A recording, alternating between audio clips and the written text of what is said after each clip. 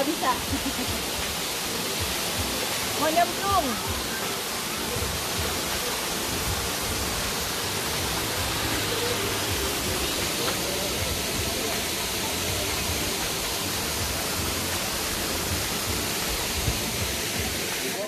Hai teman-teman, aku udah nyampe di Curug Sadim. Di mana itu teh? Nah, dari tadi yang warung pinus itu nggak jauh. Kurang lebih tadi kita ada 5 menit ada nggak sih? 2 kilo lah ya. Diskon dikit ya, lebih dikit 10 senti gitu ya.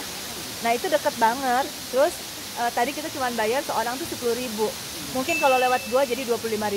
Nah, kalau lewat Mas Ari bisa 5.000. Ya, bisa gratis. Gratis. Nah, kita pindah tempat biar teman-teman tahu kalau di daerah ini tuh kita bisa main kemana aja ya. Karena ternyata di Ciater itu nggak cuma Ciater air panas doang yang spa itu, Sariater. Jadi bisa coba ke seberangnya. Tadi kita makan di Barokah. Tadi suka apanya? Tahu tempe. Semua suka saya. Suka ya. Beda dari yang misalkan aku rasa di Bandung, Tasik itu. Aku tadi kan udah mikirnya ini paling begitu, ternyata oke ya. Beda banget. Ya. Nah, Curug Sadim ini curug yang paling terdekat dan katanya curug yang paling kecil katanya. Nanti ada di bawahnya tuh Curug Kapulaga. Di bawah kita dikit tadi di antara Pinus sama kita ini tengah-tengahnya ada Curug Kapulaga. Terus ada lagi Curug naon ya, kayak jelasin aja ya, nanti gue lupa. Tapi itu ke dalam banget dan katanya lebih tinggi dan lebih bagus.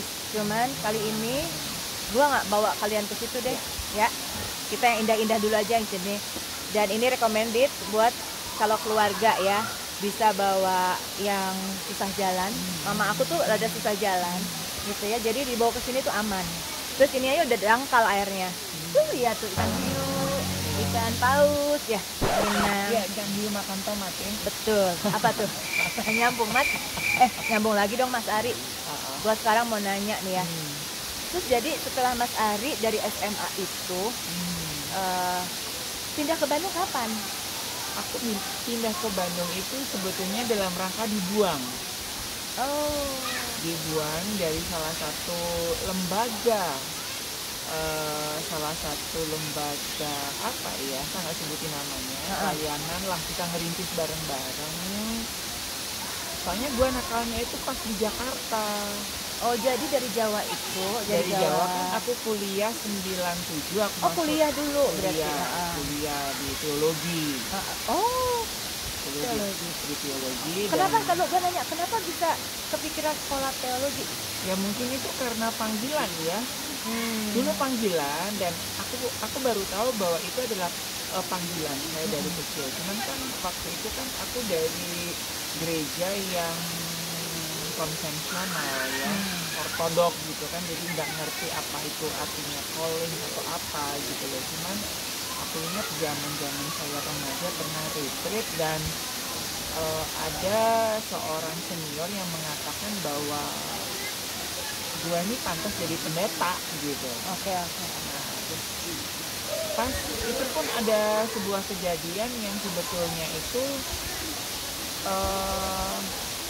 konsep aku tentang Tuhan itu udah salah. Jadi berpikir bahwa dengan sekolah itu akan menemukan Tuhan di situ? Oh bukan? Enggak, aku cuma pengen cari duit. Loh, emang dapat apa dari sekolah teologi ya? Kan aku kan berangkat dari keluarga yang nggak punya ya. Dari keluarga nggak punya, terus aku mikir, kok gue langsung begini? Ya aku mikir saya cukup aktif di gereja, aktif banget. Terus melihat jemaat itu kalau pas ibadah itu kan lesu gitu kan. Sementara aku punya senior, saya nggak akan sebutin namanya. Jangan, inisialnya aja. Udah tahu dia di entertain juga, yang dia udah jadi perempuan kan, dia udah nge-booming banget gitu kan, dia bisa dakwah, dia apa. Bikin penasaran. Dengan gayanya itu kan, dan dia kan dapat duit banyak gitu loh. Terus aku pikir ya udah kayaknya di dalam dunia Kristen belum ada nih kayak begitu ya. Iya. hamba Tuhan yang lucu, yang kocak, yang banci gitu. Idenya luar biasa. Iya, dan itu kan pasti jemaat nggak akan ngantuk. Iya. Dan saya bisa ngeruk duit, saya cuma mikirnya dapat duit. Gitu sih. Jadi intinya kepikiran buat menjadi entertain di Iya. ke bidang kerohanian. Iya. Oke. Dan aku pikir waktu itu bahwa dengan dalam tanda kutip apa yang terjadi dalam diri aku sih ya apa yang merasa bahwa diri aku sendiri sedunia karena kan nggak ngerti. Tanya di gereja juga kagak ngerti, orang tua juga kagak ngerti gitu. Nah ya udah saya pikir ya udahlah cuma udah kodrat saya begini. Nah gimana caranya? Bokap nyokap ngizinin sekolah teologi. Ya mau nggak mau yang gini lah, ada orang saya dari kecil juga dibuang. Saya kan hidup sendiri dari kecil. Oh jadi waktu dari kecil pun emang udah Ya dari kecil saya udah cari makan sendiri, cari bayar uang buat sekolah sendiri, sekolah sendiri. SMA. Dari SD. SD. Yes. Dari SD itu saya sudah kerja, pagi itu kerja. Jadi apa? Jadi babu lah. Bantu di rumah gitu. Bantu di rumah, terus kalau tetangga ada hajatan saya bantuin masak, ngomongin anak. Dibayarnya sama uang gitu. Iya, terus jualan es keliling cuma zaman itu 25 perak. Iya, karena saking kepinginnya sekolah ya gitu loh. Cuman orang tua kan dalam kondisi yang memang ya rating satu lah nggak punyanya. Oke. Nah, berarti setelah itu udah kuliah di mana tadi? Kuliah di Solo. Oh, Solo. Di Solo. Jadi Solo baru sekolah teologi ya gitu. Jadi teologianya itu di Solo. Oh, teologianya di Solo. Oke. Nah, apa yang terjadi ketika Mas Ari lagi di sekolah itu? Adakah fase hidup yang titik balik atau sesuatu yang mengejutkan? Iya. Nah, di sekolah teologi itu justru saya apa ya dalam arti yang tadi saya katakan saya dapat sepertinya ada sebuah pengalaman dengan Tuhan karena kan saya dari Kristen yang ortodoks terus masuk sekolah yang ekstrim banget karismatiknya ya. Nah salah satu orang yang mecahin hidup gua ya Bang Jo, Koden itu juga itu yang karena saya mikir kan saya aja nggak menghargai diri gue gitu loh. Itu kok ada dosen yang begitu menghargai saya tuh spesial. Saya baru tahu itu bahwa saya tuh spesial, saya tuh berharga. Buat saya dihina orang itu udah tiap hari gitu. Tapi no problem ada orang menghina saya itu biasa. Tapi ketika ada teman saya menghina saya dan ada yang ngebela saya, wow itu amazing gitu. Nah disitulah baru saya kok ada ya orang kayak begini. Nah dari situ Bang Jo bilang gitu. Terus akhirnya saya mulai kenal siapa Tuhan saya. Walaupun saya orang Kristen, sekolah teologi nggak kenal Tuhan. Malah jadi belajar lagi di situ. Ya, nah di situ yang saya bilang saya kejar Tuhan. Kenapa saya sampai begini? Baru dikasih klak gitu kan. Nah terus baru tingkat 2 baru itu. Apa itu? Saya kan baru terbuka. Karena saya merasa saya adalah wanita. Waktu di sekolah teologi ya? Iya. Apa? Mas cowok kan? Bawaan Laki-laki, cuma kan dalaman saya kan pola pikir saya perempuan. Jadi saya nggak bisa mandi bareng sama cowok risih gitu. Sementara saya harus tinggal dengan 300 laki-laki dari Sabang sampai Merauke. Tapi orang-orang yang di situ teman-teman yang seangkatan waktu itu ngerasain nggak ada perbedaan? Iya, yang ngerasa aja, cuman kan tingkat 1 kan malaikat semua kalau di sekolah teologi ya. Iya. Dan ya karena saya kan juga tidak terlalu karena saya natural gitu loh. Dan saya dulu dalam pikiran saya ini harus jadi wanita yang anggun, jadi cara ngomongnya diatur. Sekalipun itu di sekolah Alkitab. Yes. Cara ngomong, cara makan, semua pola pikir itu wanita minta. karena mama saya diajarkan jadi wanita milik. Biasanya nih kalau di selotologi ya itu ada hukum Taurat. Cewek sama cewek nggak boleh ngumpul ngobrol tuh nggak boleh loh. Tahu aku ya. Iya, nah Itu ada terjadi sama. ya iyalah. Nah sementara saya kan jiwanya perempuan, saya harus tinggal di laki-laki. Bayangin aja. Kesiksa nggak sih kalau Banget. Antara bahagia dan sedih. Iya, Bahagianya iya, iya. pasti nggak harus cari laki-laki di luar. Iya iya. Saya bisa lihat cowok telanjang di aku 300. Aku mau nanya nih ya, Iya. agak nakal ya, maksudnya apakah ketika mandi seperti itu apa yang Mas Ari hindari dan apa yang Mas Ari Ya kan nikmati? aku kan perempuan sih. Jadi ketahuannya itu ada isu bahwa aku nggak pernah mandi karena nggak ada orang pernah lihat aku mandi. Oh jadi nggak pernah bareng? Nggak berani. Apa yang Mas Ari nggak ber- Aku perempuan. Oh oke, I see. Kalaupun aku mandi, Iya, iya. aku harus pakai kaos Heeh. dan celana pendek. Dan nggak berani bunyi. Oh, Karena orang pikirnya aku pernah, ya nggak ada orang, aku mandi, aku nyanyi. heeh. Ada cewek di asrama cowok mandi di kamar. Aku diem. Dipikir juri, Jurik itu alias hantu ya. gitu. Nah, kalaupun kok saya terpaksa mandi bareng dengan cowok, saya harus pakai kaos kayak begini dan celana pendek. Dan itu diledekin dong? Enggak. Ya ada bilang orang aneh sih ngapain? Ya saya kan ada punya alibi ya untuk nutupin Oke. ini kan. Yang saya bilang dingin lah, apa nggak biasa lah.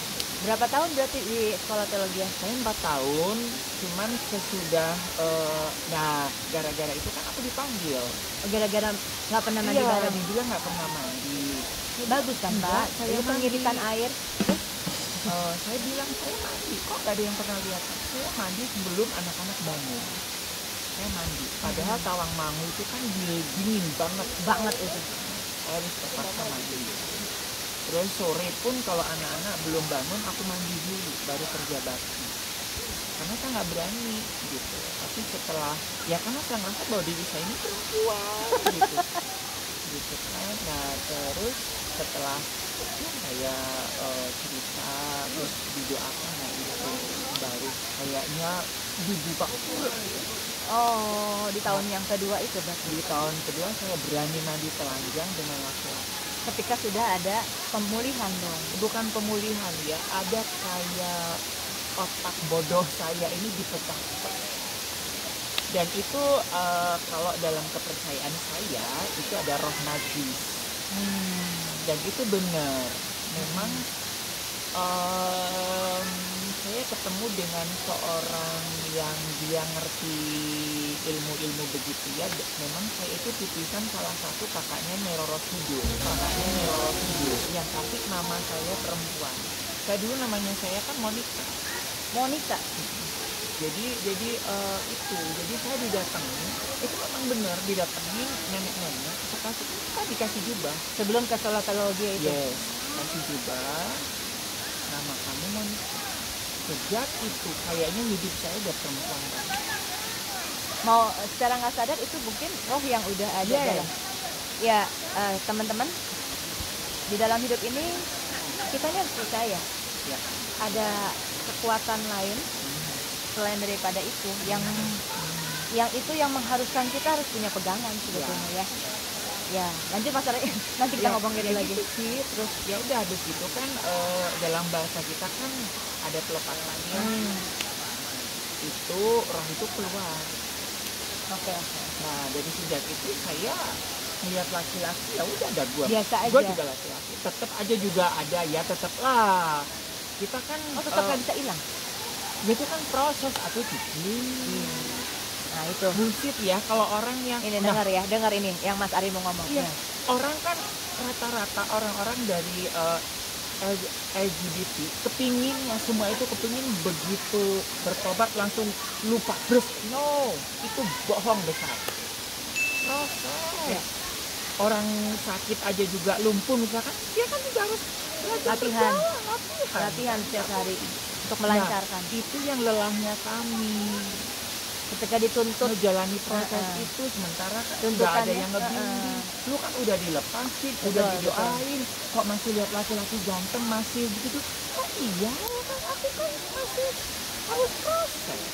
Bahkan sampai detik ini pun Masih saya berproses. Ya iyalah, bohong lah kalau saya melihat David Beckham gitu kan. Ya tetap aja lah ini otak ini jalan, tapi kan sekarang udah tahu. Betul. Lo, bukan di sini tempat lo, minggir lo gitu. Iya. Kalau dulu kan wow. Saking gitu. kosongnya ya, saking nggak ada pegangan itunya ya. Ya, sekarang udah tahu gitu ya. Jadi memilah. Nah terus pernahkah melakukan hubungan seks? Oh iya. Nah justru ancur saya tuh sesudah sekolah teologi ya sih. Hah? Iya, karena saya kan dari kecil kan sibuk dengan cari duit, sekolah, dan pergaulan di desa kan nggak tahu begitu. Ya mungkin hanya sexual abuse. Iya. Itu cuma hanya imajinasi. Cuma mikir itu aja ya, ngebayangin doang. Iya, ngebayangin. Dulu itu zaman Ruci Ricardo gitu kan. Gila, itu guru saya. Oke. Ruci Ricardo meninggal. Aduh, kayaknya saya broken heart.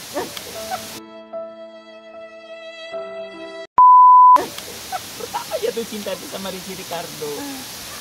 Julius Tangga. Lo ketahuan angkatannya lo. Iyalah, kan 77 gitu. Nah, begitu saya lulusnya bulan Mei 2000. Saya masuk Jakarta sekitar 2 bulanan begitu ya. Bulan Agustus saya jebol di Jakarta. Karena saya diajarin untuk menghindar. Kita dikasih selengkap senjata Allah, tapi bukan untuk berperang. Tapi menghindar. Jadi saya nggak tahu bagaimana cara menggunakan iman, bagaimana cara berperang. Padahal saya sekolah teologi ya, cum laude ya, dengan senjata perang yang banyak, tapi nggak pernah dia latihan perang. Jadi begitu saya masuk ke Jakarta, Lihat godaan banyak. ada cowok gitu kan, di jalannya. Dan itu justru itu saya awal pertama itu dari anak-anak sekolah SMA yang ngajar. Saya kan guru SMA. Oh, ketika itu ngajar di SMA. Iya. Justru yang ngajarin saya murid saya. Dengan Oh my gurunya. god. Terus Disitulah mulai ketagihan. Tiada hari tanpa latihan. sampai berapa tahun? Itu 1 tahun, 2 tahun pertama itu kayak ratus-ratusnya ulat tuh. Jadi ada bikin yang ketagihan. Oh yes. Kenapa sih Mas Ari? Sorry ya mau nanya kenapa sih gitu? Nah, tes yang saya rasakan waktu 2 tahun lalu. Oh ternyata enaknya itu persis. Bukan 2 tahun lalu, pas umur 2 tahun. Pas umur 2 tahun itu. Oh ini nih. Rasa enak ketika saya waktu kecil ditidurin sama adik-adik yang lagi puber. Oh rasanya ini nih. Yang waktu saya umur 2 tahun nggak ngerti apa itu. Nah ketika saya itu kan rasa ya, jadi kan ternyata sensasi yang saya rasakan waktu umur 2 tahun kok ini nyaman. Nah disitulah sehari, 2 hari, 3 hari, sampai 2 tahun. Ada rasa bersalah. Oh banget. Tapi masih mau besoknya. Oh ya iyalah. Iya toh. Tuhan kan nggak kelihatan. Oh iya betul. Cowok ganteng kelihatan. Iya bener, nyata itu ya. Iya. Nah cuman ya waktu itu kan karena memang saya nggak ngerti gitu loh. Saya nggak punya mentor, nggak punya, dan hidup munafik. Tapi waktu itu masih tetap beribadah. Oh saya pelayan, saya guru agama Kristen. Jadi gurunya adalah guru agama. Dan saya itu membawahi 16 SMA negeri se-Tangerang. Dan itu di setiap SMA itu ada. Tapi puji Tuhannya saya nggak makan murid sendiri. Oh. Saya carinya di Jakarta. Di Tangerang juga ada sih. Nah ternyata ini yang penting, payung saya bolong. Pendeta saya juga like me. Oh, jadi percaya dong bahwa Makin bocornya saja. ketahuannya gimana? Boleh ngomong nggak? Ya pokoknya ada lah gitu kan. Sampai Mas Ari tahu bahwa ternyata atas Ya, pun bocor gitu. saya baru tahu ketika saya ya waktu di situ sih memang ada isu bla bla bla bla begitu kan. Makanya terus saya keluar. Terus aku menanya, setiap kali rasa bersalah itu ada ya, apa yang Mas Ari lakukan? Berbuat baik. Contohnya? Ya kasih makan gelandangan. Oh, dengan seperti Melayani dengan indah gitu. berpikir bahwa itu bisa menghapus yang kemarin. Ya gitu. sebetulnya itu hanya menghapus rasa bersalah, bukan menghapus dosa. Pernah nggak ngerasa setelah itu ada teguran Tuhan? gitu? Banyak. Contoh? Em, banyak ya. Banyak kalau di banyak lah. Karena ada orang juga yang nggak ngerti apa teguran Tuhan itu. Iya, banyak. Saya yang terakhir aja ya. Saya kena autoimun ini. Justru hidup saya setelah kena autoimun itu justru saya kenal Tuhan saya. Lagi. Kenal lebih lagi siapa dia dan bisa nikmati setiap detik. Oke, aku mau nanya, Mas Ari kan udah pernah suka sama cewek kan? Itu hanya beberapa sekejap. Iya ya. Nah tapi Mas Ari juga kan ngalami itu suka sama laki-laki gitu ya. Kenapa Mas? Kok bisa ada rasa itu menurut aku gitu loh? Ya aku juga nggak tahu ya, mungkin karena apa namanya, dari kecil ya yang saya bilang itu sensasi itu. Apa sih sensasinya kalau boleh dijelasin dikit gitu apa? Ya sama lah kalau kita lagi awal-awal jatuh cinta. Terserannya sebetulnya ya, LGBT itu sensasinya itu bukan ketika making love. Sebetulnya ketika kita ngejar, sama kayak orang narkoba. Sugestinya itu kan ketika dia harus cari barang, dikejar-kejar polisi, terus pas sakalnya mah kagak enak. Oke. Begitu aja mah begitu-begitu aja. Tapi kan lagi kita ngejar, deg-degnya, bla bla bla. Mas Ari senang jadi ceweknya atau cowoknya sih waktu Jadi ceweknya lah. Tapi pernah nggak sih ada yang ngajakin jadi cowoknya? Kagak pernah. Oh, karena udah pada tahu kali ya gitu. Ya karena waktu itu ada masalah juga ya dengan laki-lakian gitu kan. Dan saya lebih nyaman jadi perempuan. Dan selama itu nggak pernah sekalipun gitu tertarik sama cewek? Enggak. Sama sekali. Mau secantik apapun? Secantik apapun saya milih cowok jelek. Yes. Benar. Jadi kalau suruh milih cewek cantik telanjang sama cowok jelek telanjang, saya milih cowok. Karena otak saya itu kan. Mas Ari, aku mau nanya terakhir nih. Pengalaman terburuk atau yang paling nggak enak selama mengalami pemprosesan ini, suka sama cowok itu? Saya itu nggak enak dipacarin, tapi enak diselingkuhin. Ya. Di gimana? Ya. Saya itu orangnya kan suka dengerin curhat orang, dan gay-gay itu suka sama saya.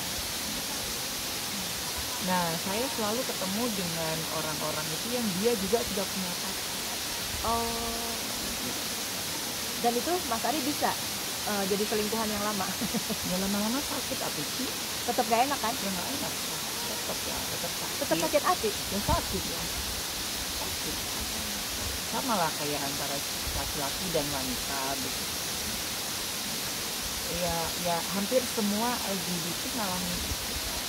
Karena memang tidak ada kata setia. Dan itu kan orang-orang yang dalam tanda kutip sakit ya. Jadi rata-rata ya mereka 99% ya yang mereka cari adalah nutupin luka itu. Ada orang-orang luka itu kan ada yang nutupin ke makan, ada yang ke seks, ada yang ke popularitas. Nah biasanya yang LGBT itu yang ke seks. Apakah dengan berhubungan seks bikin sesuatu yang positif nggak buat kamu? Nggak pernah. Enggak. Tapi minimal kan kita ngerasa dicintai. Tapi habis gitu kan apa ya? Itu kan experience ya sih ya. Jadi kayak orang hari ini dengan ini itu kan nambah terus dosisnya. Sama kan kayak orang narkoba begitu. Awalnya dosisnya 1 orang, besoknya 2 orang, 3 orang, 4 orang. Serius? Yes. Gitu. Aku pengen nyemplung, kaget. Ya, saya pernah semalam itu bisa sampai 6-7 orang. What? Lagi gila-gila. Nggak sakit pasti. Ya karena itulah roh najis itu.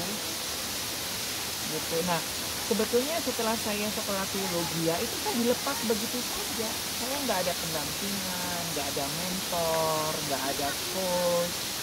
Dan orang itu kan udah berubah, padahal saya malah nggak taruh.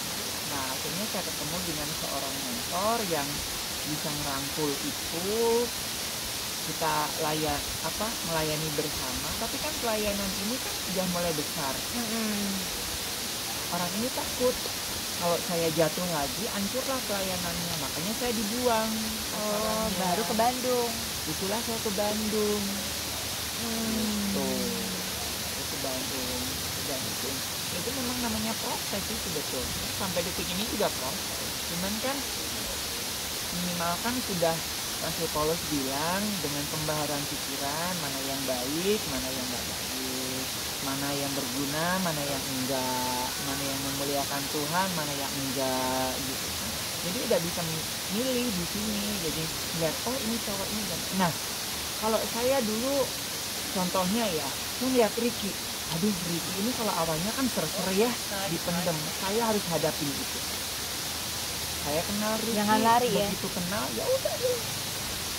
Nah, Betul. itu imajinasi itu lebih ngasih makan kita. Betul. Dan ya puji Tuhannya saya belajar open. Nah, yang buat kita berat itu adalah contohnya kayak kita begini ya. Ini kan menelanjangi masa lalu saya. Saya udah selesai tuh dengan masa lalu saya. Iya. Orang yang dengar, orang yang lihat belum tentu selesai dengan masa lalu saya. Itu yang buat kita berat. Iya. Pas ketemu misalnya jadi malah Ya lo kok sama laki-laki? Lo kok sama perempuan? Apalagi sekarang saya kan lebih banyak di budaya, di tari. Lo kok nari? Makanya saya pakai topeng. belum sembuh deh kayak gitu. Iya. Kok belum nikah? Betul. Nah, saya sih bisa aja nikah, tapi kan itu kan bukan solusi. Betul. Justru malah bikin saya final. Iya. Jadi teman-teman Foni, aku mau nanya Mas Arif. Mas Arif ini, Apa? di sini ada yang bikin tertarik nggak? Ada, jujur lah ya, Kosen, Indra, Ricky gitu kan. Cuma kan aku nggak mau kasih makan ini, Iya. gitu kan. Saya deketin, oh udah kenal Kosen, Indra kenal, Ricky. Saya udah kenal aja, udah biasa. Betul. Tapi kalau saya diem-diem, aduh Kosen ya, aduh gitu kan. Ngasih makan ini. Saya harus kenal sama Kosen, ngobrol sama Indra gitu. Siapa yang nggak tertarik sama Indra? Ya berondong begitu kan. Cuman kan ya itu tadi. Mana yang berguna, mana yang enggak. Ya secara jujur, ya buat saya udah Iya. dan saya bersyukurnya dikasih autoimun. Iya. Kita sesi yang kedua ini memang sengaja kita mau ngomong dari Mas Ari. Ini tuh Mas Ari tuh luar biasanya mau loh berbagi seperti ini. Dan kita nggak tahu ya nonton ini kan ya. Ya. Kita nggak tahu. Dan kalaupun ada yang ngalami hal yang sama gitu ya, satu aja yang aku dapetin poin dari dia, hadapi. Iya. Jangan lari. Karena lari nggak akan pernah nyelesain masalah ini. Hadapi dalam arti gini, jangan kasih makan imajinasi lo. Makin gitu. berkembang. Makin berkembang. Dan makin liar. Ya, cari mentor, cari orang yang bisa ngerti. Nah, itu yang buat saya lumayan pulih lebih. Jadi ketika Apakah mentor harus cewek nggak sih? Biasanya karena gini, ya orang-orang LGBT itu akan lebih nyaman dengan cewek. Iya. Atau kalau enggak yang contohnya orang rokok, dia harus pindah ke permen misalnya. Nah, jadi ada beberapa subsidius apa sih namanya ya, di apa namanya itu ya. Nah, jadi ada beberapa orang yang daripada lu main di grup gay, lebih baik ke gereja, lu ada tuh pastor ganteng. Sama aja dong. No, kita punya Roh Kudus. Itu bisa mengubah pola pikir nanti. Saya dulu kan ketemu dengan orang, kita motivasinya salah. Tapi ketika kita bertemu dengan Tuhan, disentuh, kita dirubah pola pikir kita. Daripada kita kongko-kongko sama grupnya yang gay segala macam, Makin jadi dari rokok ke permen. Oke. Ya kan? Berarti lembaga-lembaga keagamaan juga harus sudah siap dong. Oh iya dong, nggak masalah lembaga-lembaga keagamaan kagaknya. Iya, dan kagak siap. Dan rata-rata mereka berusaha memaksa untuk merubah kami dalam Iya, tanda kutip. dengan standarnya yang ada. Gitu. Kami tuh nggak butuh, sebetulnya ya saya memposisikan diri sebagai teman, kami nggak butuh nasihat, kami nggak butuh kami udah ngerti apa yang harus kami lakukan. Kami hanya butuh orang yang bisa Merangkul. Kami bercanda, kami bisa ngobrol, itu aja yang kami butuh. Ketika itu kami dapat, orang akan berubah dengan sendirinya kok. Masalahnya kan orang kan nuntut gitu, kami ibadah bla bla. Itu kan luka sebetulnya, orang-orang sakit. Kita udah tahu sebetulnya kita harus ngapain. Jadi jangan sampai malah ditolak gitu ya. Itu yang kami butuhkan itu sih. Soalnya Tapi ada ketakutan juga begini, takutnya nanti nular katanya. enggak lah. Pergaulan yang baik akan pergaulan yang buruk akan merusak kebiasaan yang baik. Pergaulan yang baik akan merusak kebiasaan yang buruk. Ya. Dibalik aja. Saya yakin itu kok. Ketika kita dengan komunitas positif gitu kan. Itu pentingnya. Betul. Jadi balik lagi ya, setiap orang tuh tetap membutuhkan seseorang yang mau mendengar, Ya. merangkul. Apalagi zaman sekarang ya, anak-anak tuh mulai nggak banyak keluhan tentang nggak dekat sama orang tua. Anak-anak mulai begini. Ya karena mereka nggak dapetin itu dari orang tuanya. Ya. Gitu seringkali. Ya, dan banyak orang yang hanya untuk nyimpen something dalam dirinya dengan memadatkan buat pelayanan, buat apa, tapi itu nggak dihadapi, nggak diberesin. Ada banyak kan yang tiba-tiba ini hamba Tuhan kebongkar gitu. Tuh, ngeri yang kayak gitu. Iya, apalagi kalau jam udah nggak ada job kan, aduh gimana kan. Nah, sugesti itu muncul. Iya. Oke, teman Foni, nggak kerasa kalau ngomong sama Mas Ari ini ya. Dan ini luar biasa loh. Jadi hari ini aku dapetin banyak hal gitu ya. Kita harus belajar menjadi tempat sampah, yang artinya tempat curhatnya orang. Apalagi kalau mereka yang LGBT, jangan dijauhi karena mereka butuh teman gitu. Apalagi yang ngaku punya jiwa sosial ya. Kalau jiwa sosial, layani dulu mereka, jadi temennya dulu. Dan usahakan jangan pernah menghakimi siapapun, karena kita nggak pernah tahu apa yang terjadi pada mereka di masa lalu atau prosesnya mereka. Oke, kita lanjut lagi ke tempat yang selanjutnya di Kacamata Foni.